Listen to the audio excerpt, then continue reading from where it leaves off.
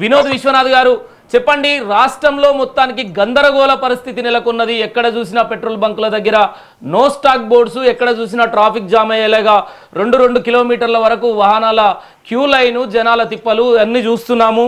Monday రోజు stocks రావడం వల్ల ఒకటేసారి సేమ్ టైంలో సోషల్ మీడియాలో రూమర్స్ వారి వల్ల మొత్తం షార్టేజ్ వస్తేనే తోటి నిన్న ఏమైందంటే దాదాపు మాకు రెగ్యులర్గా సుమారుగా రోజు ఒక 1000 లీటర్లు అమ్మే అవుట్లెట్లో 4-5 వేల లీటర్లు 6,000 లీటర్లు ఇలా సేల్ అవడం వల్ల చాలా అవుట్లెట్స్ నిన్న అవుట్స్ అయినాయి. దాంతో ఏమైందంటే ఒకటేసారి ప్యానిక్ బయింగ్ పబ్లిక్లో కూడా మళ్ళీ పెట్రోల్ దొరకదు అనే ఒక ఉద్దేశంతో చాలా మంది ప్యానిక్ బయింగ్ చేస్తున్నారు. మేము అందుకోసమే ప్రజలందరికీ మేము మాకు చెప్తున్నామంటే, మీరు పెట్రోల్ ఎవరికైతే ఎంత అవసరమో అంతే తీసుకోండి. అన్నెసరీ కదా ఎక్కువ స్టాక్ పెట్టుకోవడం వల్ల ఎవరికైతే అవసరం ఉంటుందో వాళ్ళకు ఉపయోగం లేకుండా పోతుంది. కాబట్టి అవసరం ఉన్న వాళ్ళు ఎంతవరకు అవసరం అంత తీసుకొని పెట్టుకోండి.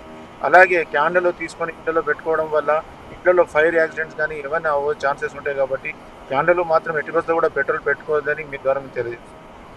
ఈ పెట్రోల్ డీజిల్ ఈ రోజు కూడా కంటిన్యూ స్టాక్స్ వస్తున్నాయి. బై ఈవినింగ్ వరకు స్ట్రీమ్ లైన్ అయితేనే మేము భావిస్తున్నామండి.